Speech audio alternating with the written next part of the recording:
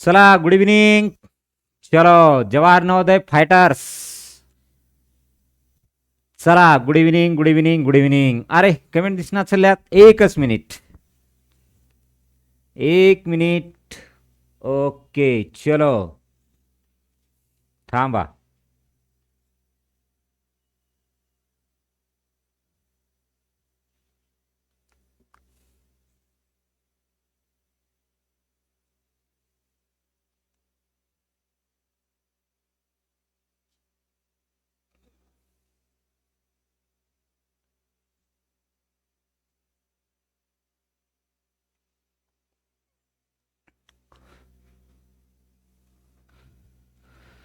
चला कमेंट दिसताय का बघा आता. सर्वांना गुड इव्हनिंग.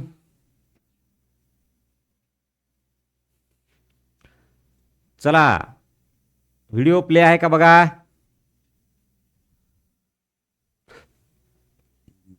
ओके हा बाळांनो, आपण लास्ट लेक्चरमध्ये काय स्टडी केलं होतं.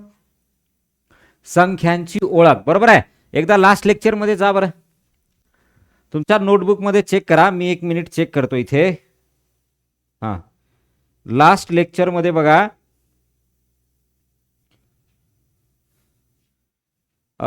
नवोदय जवाहर विद्यालय. ओके बरोबर आहे. आता बघा आपण लास्ट लेक्चरमध्ये ना नैसर्गिक संख्या, पूर्ण संख्या, पूर्णांक संख्या हा भाग कंप्लीट केला होता. हो. त्याच्यानंतर विषम संख्या, म्हणजे याचा अर्थ समविषम कंप्लीट झालंय. बरोबर आहे का. यस. आता आपल्याला जायचं बाळांनो आपल्या सर्वांच्या आवडत्या, ते म्हणजे रोमन संख्या. तत्पूर्वी आपल्या ह्या ज्ञानरत्न स्कॉलरशिप अकॅडमीची आपल्या व्हॉट्सअप ग्रुपवरती लिंक येते बघा. त्याच्यामध्ये ॲपची लिंक असते, त्याच्यामध्ये व्हिडिओची लिंक असते आणि त्याच्यामध्ये आपल्या ग्रुपची लिंक असते. तर तो जो मेसेज आहे ना बाळांनो, सर्वांना तुमच्याकडे जे पॉसिबल असतील तेवढ्या ग्रुपला शेअर करा. तुमच्या इतर मित्रांनाही सांगा आणि तुमचे जे जुने मित्र असतील, जे आपले विद्यार्थी असतील, तर त्या सर्वांना सांगा. कारण तुम्हाला कालच्या लेक्चरमध्येच म्हटलं मी, बऱ्याच जणांना माहीतच नाही की शिंदे सरांचे लेक्चर कुठं चाललेत. बरोबर आहे ना. यस. त्याच्यामुळं कुठे चाललेत. ज्ञानरत्न स्कॉलरशिप अकॅडमी. यस. ओके. आपल्या ह्या ऑनलाईन प्लॅटफॉर्मवरती आपले लेक्चर चालू आहेत आणि पूर्ण वर्षभर आपलं मार्गदर्शन याच प्लॅटफॉर्मवरती राहणार आहे. त्यामुळे सर्वांना सांगा आणि ही लिंक पण शेअर करा. ठीक आहे. चला सुरू करूयात. बर आता आपण कालच्या लेक्चरमध्ये लास्टला बघा विषम संख्या असं घेतलं होतं. मग आज आपण काय करणार आहे, त्याच्या पुढचा पार्ट रोमन संख्या. काय रोमन संख्या हा भाग घेणार आहे. यस. पुढचं हेडिंग लिहा आता. रोमन संख्या. चला रोमन संख्या. बघा रोमन संख्या एकदम सोपा साधा प्रश्न विचारतो. कोणाला माहिती आहे बघा. रोमन संख्या तर सगळ्यांनाच माहिती आहे.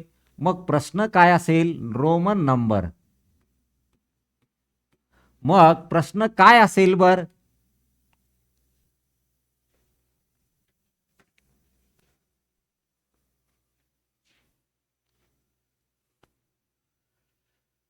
चला प्रश्न असा आहे की एकूण रोमन संख्या चिन्ह किती सांगायचे तुम्हाला. त्याचं उत्तर पहा. तुम्हाला ज्या गोष्टी माहिती आहे त्याच्यावर आधारित सांगा. एकूण रोमन संख्या चिन्ह किती. एकूण रोमन संख्या चिन्ह किती. हाऊ मेनी रोमन नंबर्स किंवा how many Roman sign in our system. Number system. ठीक आहे. एकूण रोमन संख्या चिन्ह किती. चला बोला बरं सांगा. एकूण रोमन संख्या चिन्ह किती सांगता. कमेंट करत चला सर्वांनी. असा प्रश्न आहे काय. एकूण रोमन संख्या चिन्ह किती. बोला. अरे पाहता मी एक टेबल तयार करून देतो बाळांनो. त्या टेबलवरनं तुम्हाला कळेल काय आन्सर आहे. तुम्ही लगेच सांगू शकता. पण टेबल तयार करण्याच्या अगोदर कोण सांगेल मला ते सांगा. रोमन संख्या चिन्ह किती. पहा पहिला पर्याय समजा तुम्हाला म्हटलं 8, दुसरा 9, तिसरा 7, चौथा अनंत, असंख्य असा पर्याय आहे समजा. तर काय असेल बघा बरं याचं उत्तर.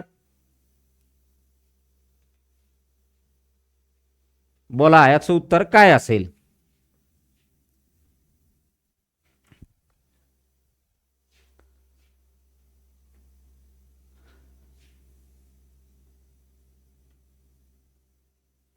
लवकर लवकर सांगा चला. सोप्पं आहे बघा. आता मी इथं लिहितो याच्यावरनं सांगा. समजा आपण इथं म्हटलं रोमन संख्यावाले आणि इथं आपले आंतरराष्ट्रीय इंटरनॅशनल, ठीक आहे, आंतरराष्ट्रीय.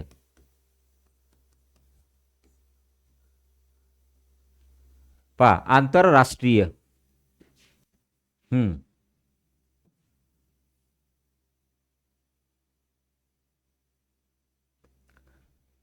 चला इथे रोमन मध्ये एकला काय म्हणतो आपण? असं म्हणतो एक. दोनला काय म्हणतो? पण दोन आपल्याला लिहायचं नाही. पहा आता मी किती लिहितोय? एक झाला. त्याच्यानंतर याला 5 म्हणतो आपण, बरोबर आहे ना? याला 10 म्हणतो आपण. यस 10. याला काय म्हणतो बाळांनो सांगा बरं मला आता? LCDM. LCDM. चलो LCDM.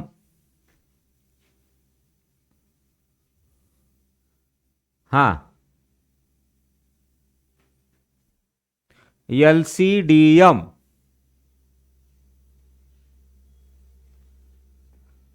बरोबर आहे.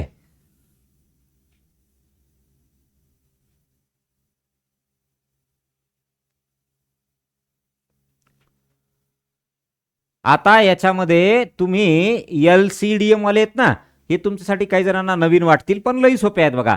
L म्हणजे 50, C म्हणजे 100, D म्हणजे 500 आणि M म्हणजे 1000. तर एकूण रोमन संख्या चिन्ह किती असा जर प्रश्न आपल्याला विचारला तर त्याचं उत्तर 7 येतं.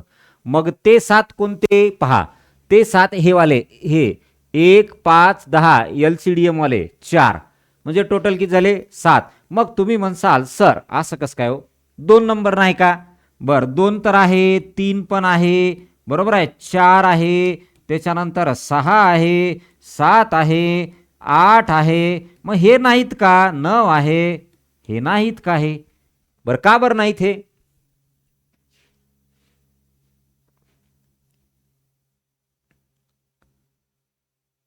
चला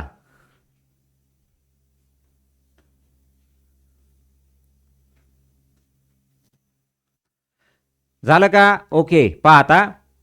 तर 2 3 5, सॉरी 2 3 4 हे का नाहीत पहा. आता याच्यामध्ये जो 2 तयार झाला ना बाळांनो, तो 2 कसा तयार झाला बरं? 2 हा बघा 1 पासून तयार झाला. हा 1 आणि हा 1, हे 1 1 आहेत ना, 2 एकत्र आणले, 2 एकत्र आणले आणि त्यापासून 2 तयार झालाय. म्हणजे याचा अर्थ जो 2 तयार झालाय ऑलरेडी जे एक्झिस्ट आहे, म्हणजे ऑलरेडी जे आपल्याकडे आहे त्याच्यापासून तयार झालाय. बरोबर आहे ना? यस. आता हा 3 कोणापासून तयार झाला बघा बरं? 3 हा 1, हा 2 आणि हा 3, म्हणजे 1 1 चे 3 पार्ट एकत्र केल्यानंतर तुमचा काय होतोय? 3 होतोय. म्हणजे ऑलरेडी आपल्याकडे एक्झिस्ट आहे 1 आणि त्याच्यापासून तुम्हाला तयार होतो तो 3 होतो.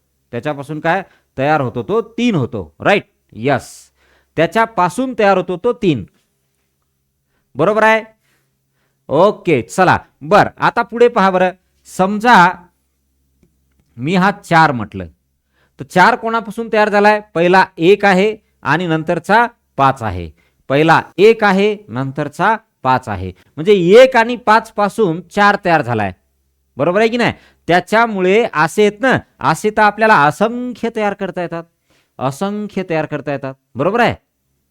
पण मग कन्फर्म बेस कोणते येतं? बेसिक हे येतं. एवढ्यापासून तुम्हाला कितीही तयार करता येतात आणि कितीही तयार करता येतात म्हणण्यापेक्षा असंख्य असतात. मग त्याचं उत्तर असंख्य येणार नाही. का बरं? बेसिक वाले किती आहेत? एकूण रोमन संख्या चिन्ह मूळ किती येतं? तर 7च येतं. या 7 पासून बाकीचे कोणतेही आपल्याला तयार करता येतात. कळालं का तुम्हाला हा पॉईंट? ओके. मग आता टेबल बनवायचा आणि टेबलच्या खाली लिहा किंवा बाजूला लिहा हे वालं. एकूण रोमन संख्या चिन्ह किती? तर 7 म्हणायचं. एकूण रोमन संख्या चिन्ह किती तर म्हणायचं? 7. ओके. यस. चला एवढं झालं का? बोला. झालं असेल तर आपण पुढे जाऊत. कंप्लीट.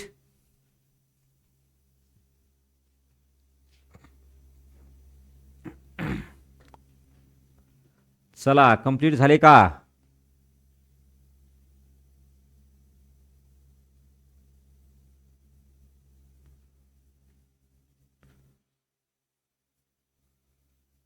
हां, आता आपण काय करूत बघा.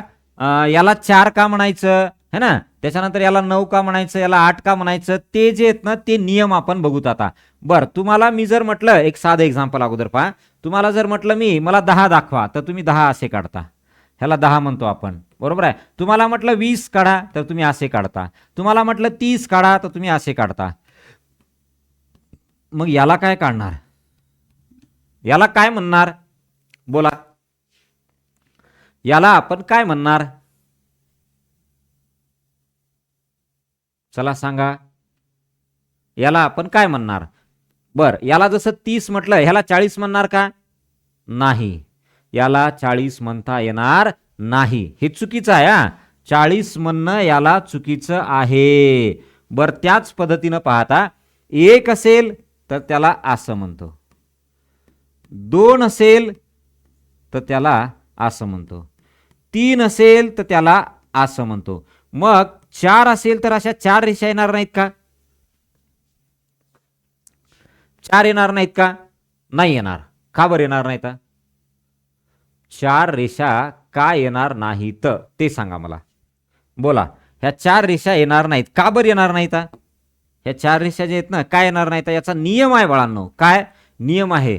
आपल्या ह्या रोमन संख्यामध्ये, रोमन संख्यांमध्ये पहा, काय म्हणतो मी, रोमन संख्यांमध्ये काही संख्या ज्या आहेत, काही म्हणल्यापेक्षा कोणतीही संख्या फक्त 4च वेळा लिहिता येते, आणि त्याच्यातल्या काही निवडकच आहेत ज्या तुम्हाला 4 वेळा लिहिता, सॉरी 3 वेळाच लिहिता येतात, 4 वेळा नाही.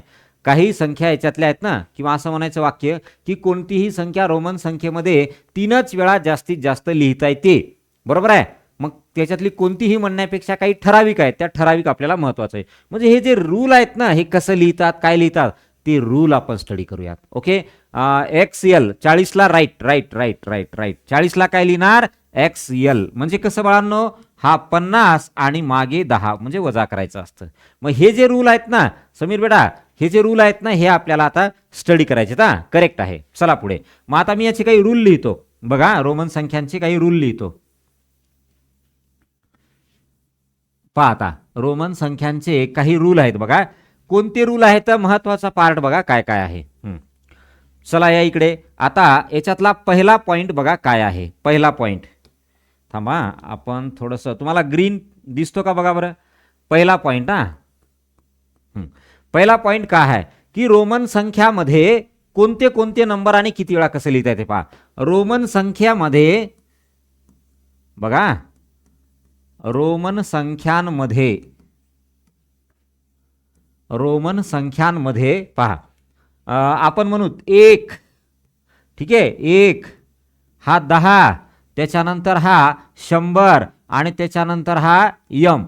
हे 4 तुमचे रोमन संख्या, ह्या 4 रोमन संख्या, इथे लिहिताना असं लिहितो, ह्या 4 संख्या किंवा असं लिहितो, हे संख्या चिन्ह 3 वेळा लिहिता येतात. जास्तीत जास्त लिहितो याला शब्द, जास्तीत जास्त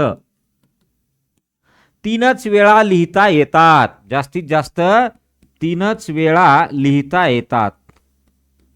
3च वेळा लिहिता येतात. जास्तीत जास्त 3 वेळा लिहिता येतात. राईट, असं त्याचं म्हणणं आहे.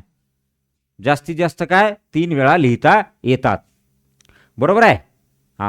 चला, आता हा जो महत्वाचा पॉइंट आहे, हा का महत्वाचा आहे? मी जर तुम्हाला जसं म्हटलं ना, हे असं लिहिलं की तुम्ही काय होतं? 20 होतं, बरोबर आहे. मग मी असं यल लिहिलं तर 100 व्हायला पाहिजे, पण होतं का? नाही. म्हणजे काय तर आपण यल हे जे आहे हे असं 3 वेळा 4 वेळा आपण नाही लिहू शकत.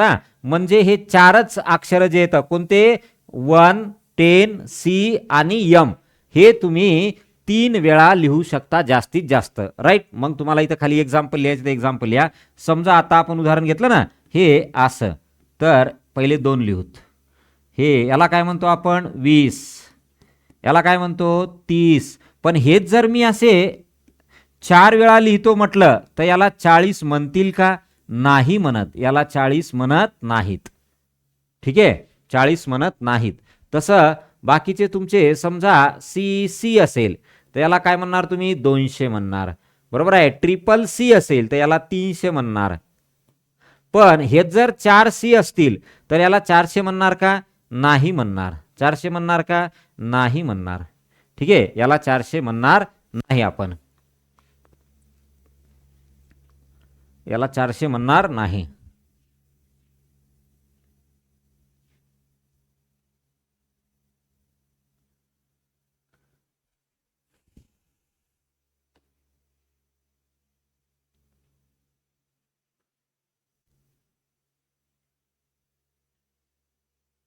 चला, क्लिअर झालं का? Okay, yes. आता हे झालं बघा तुमचा पहिला पॉइंट, की बाबा कोणताही रोमन अंक असेल तर तो रोमन अंक आपण मॅक्झिमम 3 वेळा लिहू शकतो आणि कोणताही म्हणण्यापेक्षा हे 4च लिहू शकतो, बाकीचे लिहिता येणार नाही. ठीक आहे, हा पहिला पॉइंट झाला. आता दुसरा पॉइंट बघा काय आहे. चला क्लिअर करू का पहिला पॉइंट? यस, आपल्याला टेबल लागतो. मग तुम्ही काय करायचं, एक एक पॉइंट लिहायचा, त्याच्या खाली टेबल तुम्ही ऑलरेडी लिहिलेला आहे. चला आता याच्यात बघा काय आहे. हां, आता इयत्ता नवोदय. आता बाळांनो, गेल्या वर्षी आपण इयत्ता 4थीला होतो. इयत्ता 4थी आणि इयत्ता 5वी नवोदय याच्या सिलेबसमध्ये बराचसा म्हणजे हे झालेलं आहे, वाढ झालेली आहे, ॲड झालेले आहेत पॉईंट. जे 4थीला नव्हते स्कॉलरशिपला ते 5वीला आहेत. आता बराचसा भाग आहे जो एक्स्ट्रा आलेला आहे आपल्याला. तर तो जसं की 7वी स्कॉलरशिप आहे ना, त्याच्या बेसला पकडतो तो भाग. म्हणजे काय, तर 7वीची जी आपण तयारी करतो तर त्याच्या खालोखाल सिलेबस 5वीचा आहे. हां, चला आता दुसरा पॉईंट बघा. दुसरा पॉईंट असा आहे की रोमन संख्येमध्ये पहा, रोमन संख्येमध्ये मोठ्या संख्येच्या, पहा रोमन संख्येमध्ये, चला रोमन संख्येमध्ये मोठ्या संख्येच्या, रोमन संख्येमध्ये मोठ्या संख्येच्या उजवीकडे लहान संख्या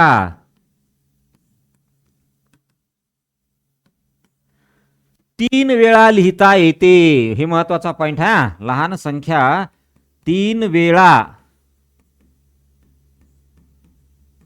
लिहिता येते. तर डावीकडे केवळ एकच वेळा लिहिता येते. एकच वेळा लिहिता येते. केवळ एकच वेळा लिहिता येते.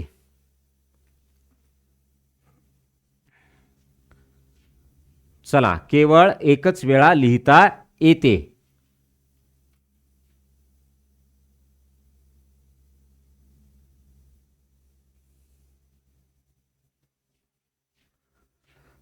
बघा पॉइंट काय आहे आपला हा, की मोठ्या संख्येच्या उजवीकडे, बघा मोठ्या संख्येच्या उजवीकडे लहान संख्या 3 वेळा लिहिता येते.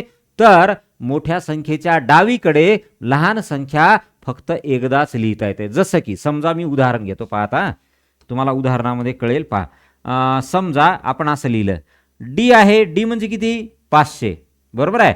आणि याच्या पुढे सी लिहिलं तर हा सी मी किती वेळा लिहिता येते? बरं, अजून एक महत्वाचा पॉईंट पुढचा आपण लिहिणार आहे, तो म्हणजे काय, की लहान संख्या जर मोठ्या संख्येच्या उजवीकडे असेल तर त्यांची बेरीज करावी. त्यांची काय करावी? बेरीज करावी, असा तो पॉइंट आहे. ठीक आहे, मग पहा आता डी सी असेल तर डी म्हणजे काय? 500 आणि सी म्हणजे काय? 100. म्हणजे याचा अर्थ हे 600 आलं. पण हे जर मी असं लिहितो म्हटलं तर जमतं की नाही? जमतं. 500 सी सी सी 3 वेळा आहे म्हणजे 300, उत्तर आलं 800, बरोबर आहे. यस. बर, मग आता मी समजा डीच्या मागे सी लिहिलं तर याचा अर्थ होतो मागे लिहिणं लहान संख्या म्हणजे वजाबाकी करणं, हे आलं 400, बरोबर आहे. बर, समजा मी याला काय केलं बघा, दिसतंय ना तुम्हाला, याला डी, याच्या मागे सी सी असं लिहायला जमत नाही का हो? 500 - 200 नाही का लिहिता येणार मला? असं नाही का लिहिता येणार? हे बघा बरं, हे लिहिता येईल का? यस, ओके समीर बेटा, हे लिहिता येईल का बघा बरं? तर हे तुम्हाला लिहिता येणार नाही. का बरं? मोठ्या संख्येच्या डावीकडे लहान संख्या फक्त एकदाच लिहिता येते आणि मोठ्या संख्येच्या उजवीकडे लहान संख्या फक्त 3च वेळा लिहिता येते. जास्तीत जास्त काय? जास्तीत जास्त 3 वेळा. 3 पेक्षा जास्त नाही. मग 1 वेळा लिहा, 2 वेळा लिहा, 3 वेळा लिहा, पण 3 पेक्षा जास्त लिहू शकत नाही. केव्हा? ह्या संख्या उजवीकडे लहान संख्या. आलं तुमच्या लक्षात? सगळा पॉइंट क्लिअर झाला? ओके, चला, समजलं की नाही? Yes, okay. तर हा पॉइंट काय सांगतो की बाबा मोठ्या संख्येच्या, एक साधं उदाहरण पाहता, समजा तुम्हाला म्हटलं यल आहे आणि याच्या मागे मी असं लिहिलं, तर याचा अर्थ काय होतो? यल म्हणजे 50, मागे लिहिलंय म्हणजे वजाबाकी करायची 10, याचं उत्तर आलं 40, जे की तुम्ही ऑलरेडी मला सांगितलंय कमेंटमध्ये. बरोबर आहे की नाही? हा, सांगितलंय. Okay,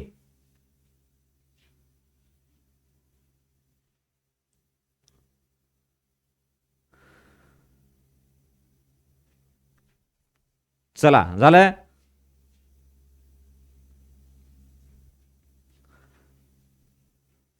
yes, okay. तर हा नियम असा सांगतो, हा रूल तुमचा असा सांगतो. आता पुढच्या रूलमध्ये जाऊ. बर, पाहता इथपर्यंत लिहिलं का तुम्ही? पहा, सर्वांनी नोट केलं? बर, ठीक आहे बाळांनो. रोमन संख्या आपल्याला डिटेलमध्ये स्टडी करावाच लागणार आहे, कारण याच्यामध्ये तुम्हाला प्रॉब्लेम्स एक्झाममध्ये विचारतात रोमन संख्येवर. कधी बेरीज विचारेल, कधी वजाबाकी विचारेल, कधी एखादी संख्याच म्हणाल रोमनमध्ये कसं लिहिता ते सांगा, है ना, अशा पद्धतीचे. आता पुढचा नियम काय बघा, तिसरा. तिसरा नियम इथं लिहा. रोमन संख्येमध्ये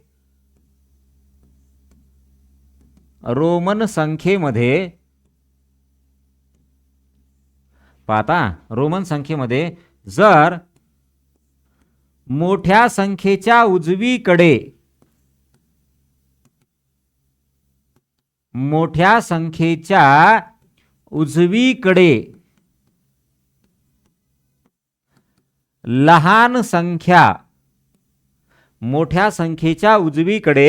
लहान संख्या आल्यास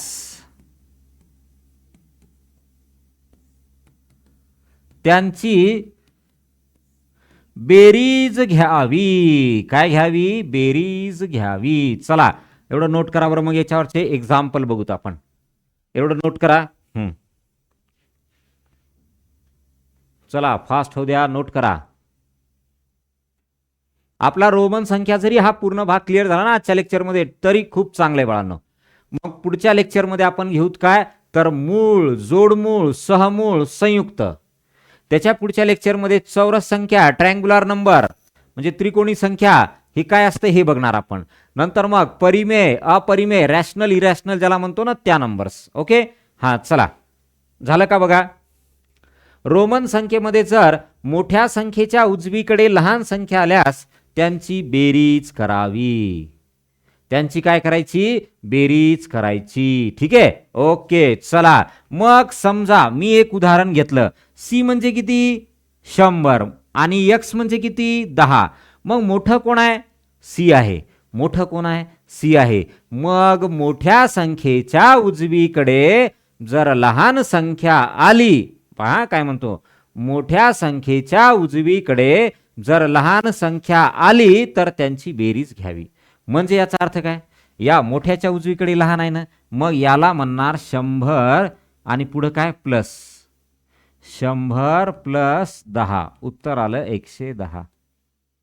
उत्तर काय आलं? 110. 100 प्लस 10, 110. Yes, 100 plus 10, 110.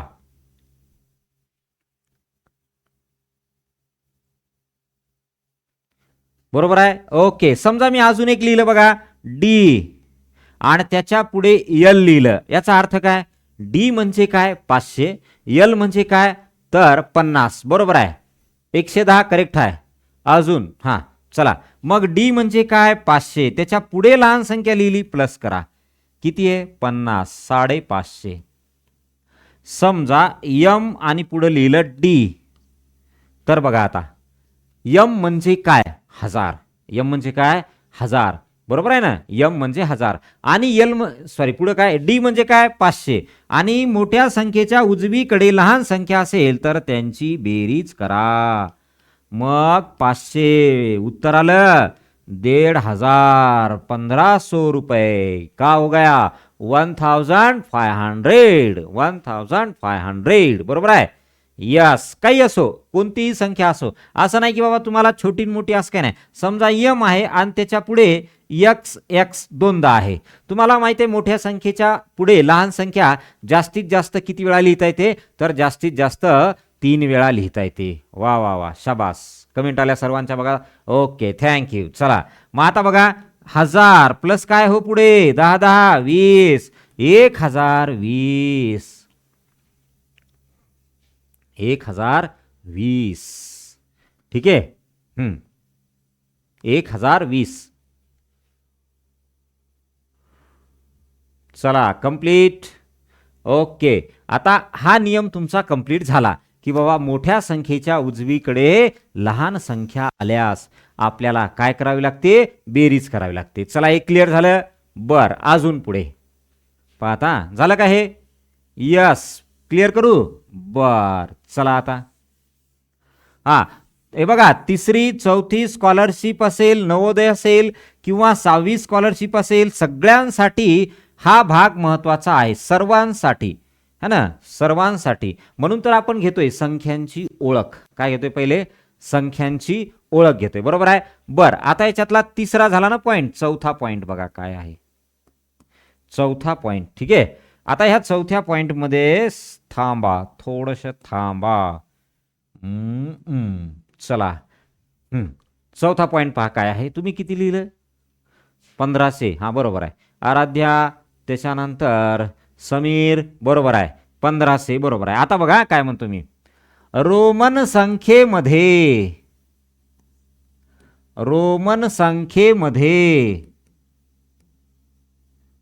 चला रोमन संख्येमध्ये पाहता जर मोठ्या संख्येच्या डावीकडे लहान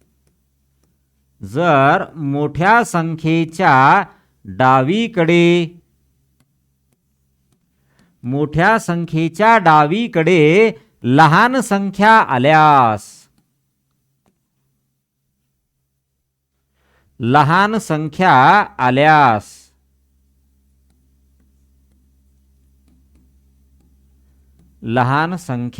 आल्यास, मोठ्या संख्येच्या डावीकडे लहान संख्या आल्यास त्यांची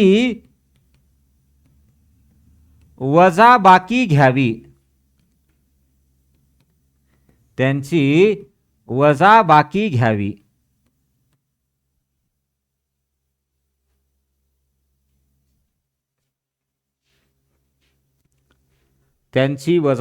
घ्यावी.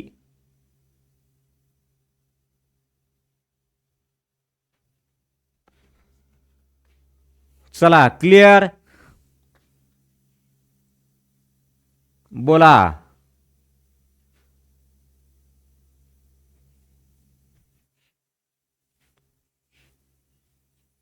आले का.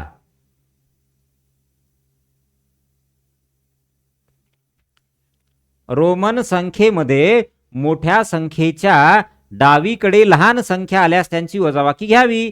पाहता समजा मी लिहिलं डी आणि मागे लिहिलं यल. आता बोला मोठं कोण डी आणि यल कसा लहान, कारण डी म्हणजे 500 यल म्हणजे 50. मग आता मोठ्या संख्येच्या डावीकडे लहान संख्या आली. मोठ्या संख्येच्या डावीकडे जर लहान संख्या येत असेल तर त्यांची काय घ्यायची, वजाबाकी घ्यायची. चला डी म्हणजे 500, यल म्हणजे 50, दोनों का डिफरेंस 450. Yes, okay. चला क्लिअर झालं. हा बर, अजून समजा तुम्हाला म्हटले यम आहे आणि त्याच्या मागे सी आहे, तर सीएम, थांबा कमेंट दिसणार चालल्यात, 1 मिनिट, हा एकच मिनिट. हा सांगा बरं याचं काय येईल.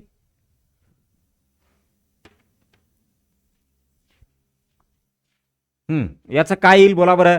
सीएमचं ऐ CM CM Varad Maharaj CM.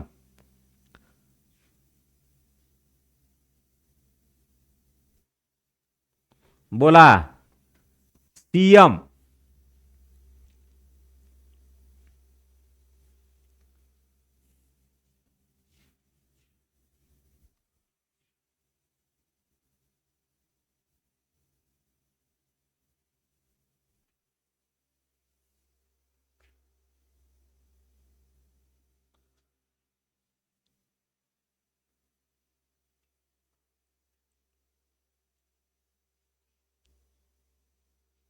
चला झालं का.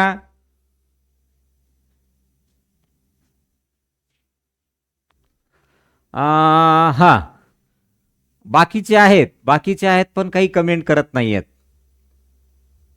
आता बघा ए बाळांनो, तुझं 1100 कसं आलं वरद महाराज. ए वरद महाराज, अरे तुहार 1100 कैसा क्या आ गया रे, बोलो बघा. यम मोठा असतो, सी छोटा असतो, मग मोठ्या संख्येच्या डावीकडे छोटी संख्या असेल तर काय करतात, वजाबाकी करतात. तू बेरीज केला बघ, वजाबाकी करायची. ओके, 1000 मायनस 100, उत्तर काय आलं 900. काय आलं 900. 1000 मायनस 100, उत्तर आलं 900. करेक्ट. Yes or no.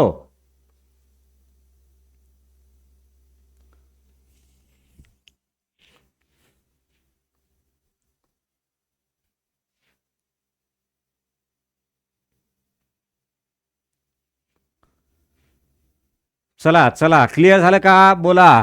इथपर्यंत क्लिअर आहे. आता 4 नोट झाले आपल्या. 4ही नोट महत्वाच्या आहेत. पहिली कोणती होती, त्याच्यामध्ये 1, 10, सी म्हणजे 500 सॉरी 100 आणि यम यम म्हणजे काय 1000. हे अंक तुम्ही मॅक्झिमम 3 वेळा लिहू शकता. बर, दुसरा काय मग दुसऱ्या वाक्यामध्ये काय म्हटलं आपण की मोठ्या संख्येच्या उजवीकडे लहान संख्या जास्तीत जास्त 3 वेळा, मोठ्या संख्येच्या डावीकडे लहान संख्या जास्तीत जास्त 1च वेळा लिहिता येते. बर, त्याच्या पुढचा आला मोठ्या संख्येच्या उजवीकडे लहान संख्या लिहिल्यास त्यांची बेरीज करावी, मोठ्या संख्येच्या डावीकडे लहान संख्या लिहिल्यास त्यांची वजाबाकी करावी. हे लिहिलं आणि तो लास्ट पॉइंट होता. बरोबर आहे. चला क्लिअर झालं. यस, पुसू काय आला. ओके, आता तुम्हाला मी एक प्रश्न विचारतो, त्याचं उत्तर सांगा मला. बघा बरं. आता हे पॉइंट झाले आपले सगळे क्लिअर. आता याच्यातला थोडासा अजून भाग राहतो, तो एक कॅल्क्युलेटेड भाग आहे तो, आणि एक पॉइंट आहे. मी काय म्हणतो पहा, सांगा बरं. रोमन संख्येमध्ये शून्याला कोणत्या अक्षराने दर्शवितात, बोला. हा, रोमन संख्येमध्ये बघा पॉइंट काय आहे. रोमन संख्येमध्ये शून्याला डॅश डॅश डॅश डॅश या अक्षराने दर्शवित होते. बघा बरं, कोणाला माहिती आहे सांगा, कोणाला माहिती आहे. शून्याला जसं आपण म्हणा का 1000 म्हटलं की यम, 500 म्हटलं की डी, 100 म्हटलं की सी, 50 म्हटलं की यल, 1 म्हटलं की 1 आय, तसं या शून्याला कशाने दर्शवित होते सांगा. समीर महाराज, वरद, आराध्या, बोला. चला, आपल्याला महत्वाचा विषय कोणता आहे, तर महत्वाचा विषय आहे गणित बुद्धिमत्ता. आणि तुम्ही तर मागच्या वर्षाचा अनुभव घेतलाय. गणित बुद्धिमत्ता एवढा सोपा आहे जर आपण व्यवस्थित त्याला शिकवलं आणि व्यवस्थित त्याचा अभ्यास केला तर. बरोबर आहे. यस, त्याच्यामुळे आपल्या हातामध्ये 80% मार्क्स आपल्या हातात आहेत मॅथ्स रिझनिंग मध्ये. बरोबर आहे ना. म्हणजे नवोदय परीक्षा ही फक्त आणि फक्त केवळ तुम्ही मॅक्झिमम म्हणजे काय तुम्हाला आठवड्यातले 2 तास जरी आपण इतर विषयांना दिले, इतर म्हणजे मराठीला दिले, तरीही तुम्ही आउट ऑफ मार्क्स मिळवू शकता. म्हणजे जास्तीत जास्त मार्क कोणाला येतं? जास्तीत जास्त मार्क गणित बुद्धिमत्तेला येतं. मग आपण गणित बुद्धिमत्तावरतीच फोकस करायला पाहिजे मॅक्झिमम. ओके, चला पुढे. Yes, okay. हा, मराठी याच्यावरती तेवढं नाही, असं काही तेवढं नाहीये. जास्तीत जास्त काय? गणित बुद्धिमत्ता. चला, झालं का बघा?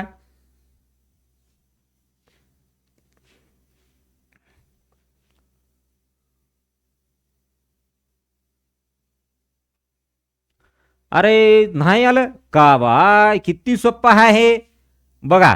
पूर्वीच्या काळी, आता नाही. मी काय लिहिलं? दर्शवित होते. म्हणजे पूर्वीच्या काळी, आता नाही. पूर्वीच्या काळी शून्याला यन या अक्षराने दर्शविले जायचे. कोणत्या? यन, कॅपिटल यन या अक्षराने दर्शविले जायचे. मग तुम्ही म्हणसाल दर्शविले जायचे म्हणायले, मग आता नाही का होते? नाही बाळांनो, आता नाही. बरं, पहिले यनचा अर्थ काय होतो? तर यनचा अर्थ होतो नल, आणि नलचा अर्थ होतो काहीही नाही. काहीही नाही. नलचा अर्थ काय होतो? काहीही नाही.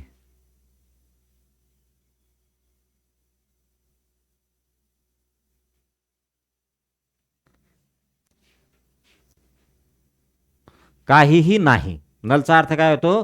काहीही नाही. बरोबर आहे.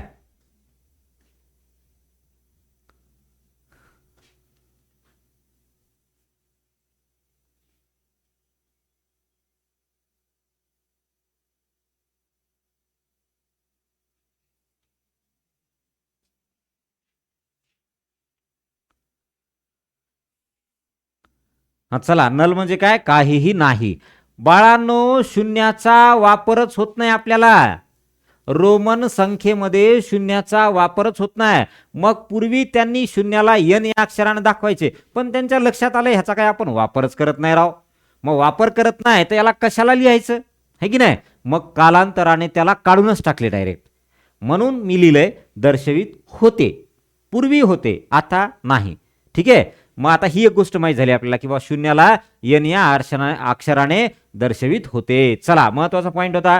आता नाही. तुम्हाला जर कोणी विचारलं किंवा सांग बरं शून्याला कशानं दर्शवितात रोमन मध्ये, तर आपल्याला आता सांगता येईल का? नाही. पण आता तुम्हाला माहित झालं. काय माहित झालं? की बाबा शून्याने दर्शवित होते, पण आता नाही. का नाही? त्याचा वापरच होत नाहीये. शून्याचा वापरच होत नाहीये. मग कशाला लिहितील त्याला? बरोबर आहे की नाही? यस. बरं, एक पॉईंट झाला. आता तुम्हाला अजून एक पॉईंट सांगितो मी. लक्षात घ्या काय पॉईंट आहे. समजा हे यल आहे, आणि कधी कधी ना याच्या डोक्यावर अशी आडवी रेष येते. त्या आडव्या रेषेला काय म्हणतात? बार म्हणतात. आडव्या रेषेला काय म्हणतात? बार म्हणतात. बरोबर आहे. हा, आडव्या रेषेला बार असे म्हणतात. आडव्या रेषेला बार असे म्हणतात.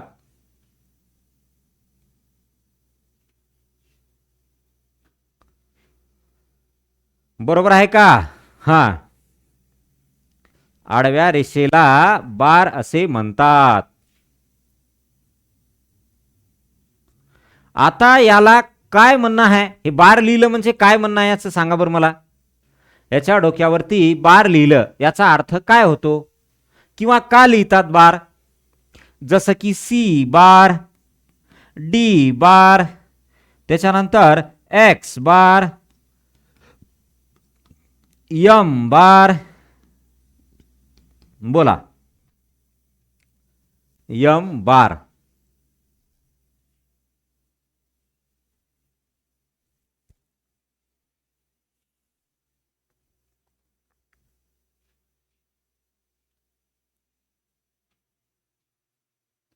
यम बार झालं का? आता याचा अर्थ काय असेल कोणाला माहिती रे बाळांनो? सांगा बरं. लई सोपं आहे बघा. तर यल बार म्हणजे काय? तर यलचं किंमत असते 50. यलची किंमत काय असते? 50. हे तर सगळ्यांना माहिती आहे. ओके. नाही, वर्ग काढणे नाही बरं. रोमन संख्येमध्ये त्याचा वर्ग काढणे होत नाही. यलच्या डोक्यावर बार असणं म्हणजे याचा अर्थ त्याची किंमत 1000 पट वाढणं. यलचा अर्थ 50 आणि बारचा अर्थ होतो की त्याला गुणाकारात 1000 करा. Yes, okay. हा, इथे सी बार, सी म्हणजे काय 100. बारचा अर्थ काय गुणाकारात घ्या. किती 1000. गुणाकारात किती घ्या 1000. पुढे डी बार, डी चा अर्थ 500 आणि बारचा अर्थ 1000. त्याला मल्टिप्लाय मध्ये घ्या 1000. मल्टिप्लाय 1000. कळलं? ओके. अजून एक्स बार, एक्स ची व्हॅल्यू 10 आणि बार मुळे काय 1000. यम, यम म्हणजे काय 1000 आणि बार म्हटल्यानं परत त्याचे 1000.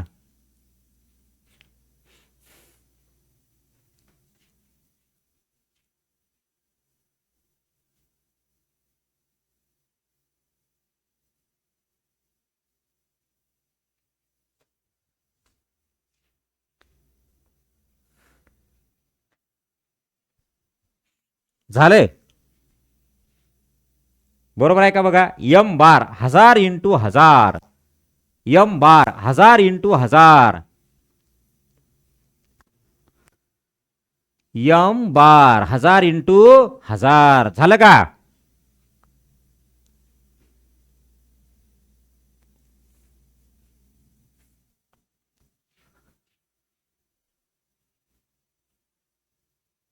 क्लिअर झालं का हो? बोला.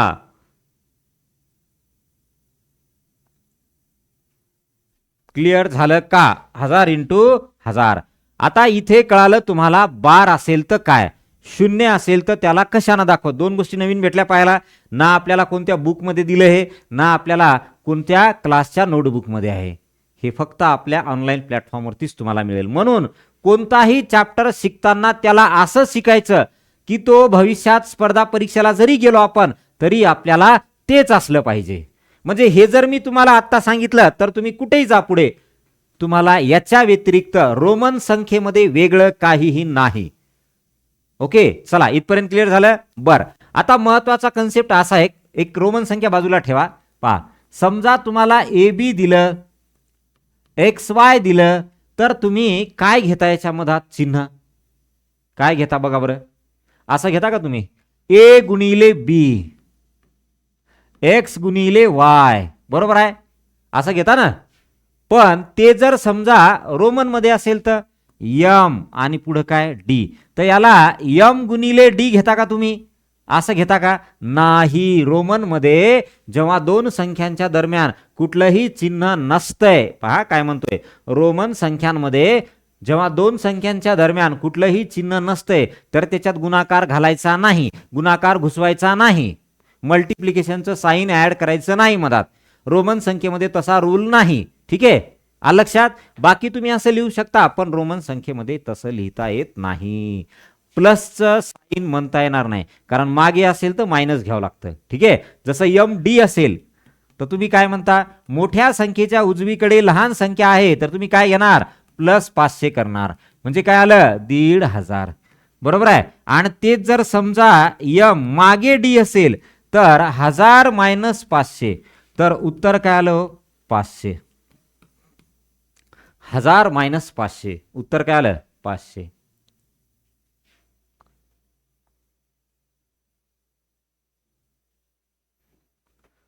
हा, 1000 मायनस 500, उत्तर काय आलं 500. बरोबर आहे का? चला चला, क्लिअर.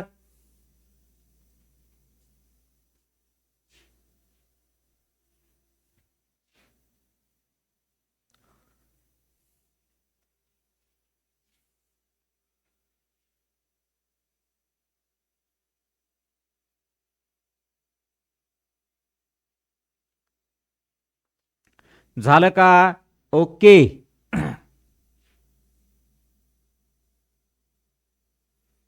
क्लिअर झालं. हे कन्सेप्ट क्लिअर झाला. आता आपण लास्ट पॉइंट कडे येऊ या. मग रोमन संख्या झालं ना की मग आपण थांबूत वाटल्यास. पाहता एक लास्ट पॉइंट काय आहे महत्वाचा. समजा मी जर तुम्हाला म्हटलं ना की मला 879 लिहून दाखवा, तर तुम्ही कसं लिहिणार रोमनमध्ये? पहा बरं, मी जर तुम्हाला म्हटलं 879 मला लिहून दाखवा, काय लिहून दाखवा? 879. बघा 879 हे मला रोमनमध्ये लिहून दाखवा, तर कसं लिहिणार सांगा बरं मला?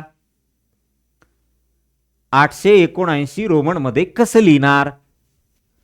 चला पाहता काय करायचं, याला पहिले विस्तारित रूप लिहा, याचा एक्सपांडेड फॉर्म लिहा.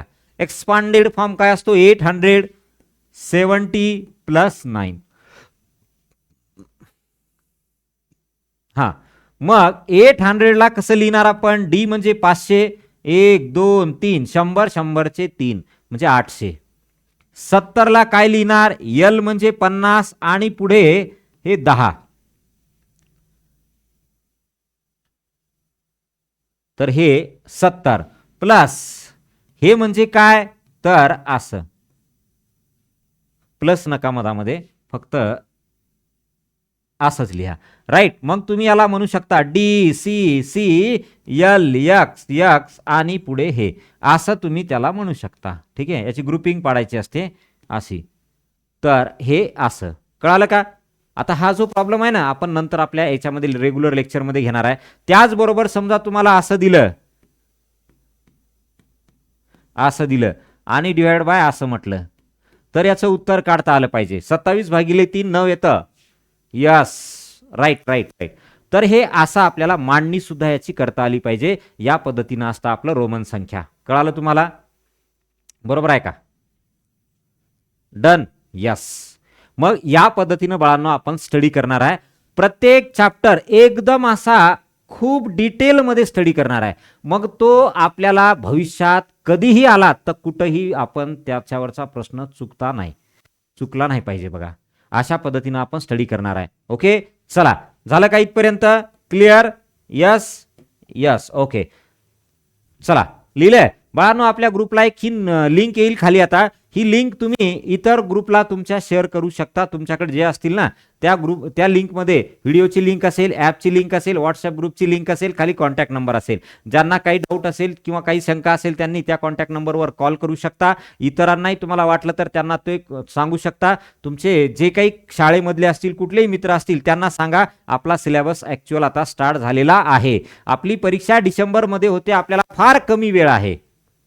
स्कॉलरशिपची परीक्षा ही फेब्रुवारीमध्ये होते, त्यांना भरपूर वेळ आहे. आपल्यापेक्षा 2-2.5 महिने जास्त येतं. पण आपल्याला आपला सिलेबस दिवाळीमध्येच कंप्लीट झाला पाहिजे. दिवाळीच्या अगोदर, ऑक्टोबरमध्ये असेल दिवाळी तर ऑक्टोबरला कंप्लीट झाला पाहिजे.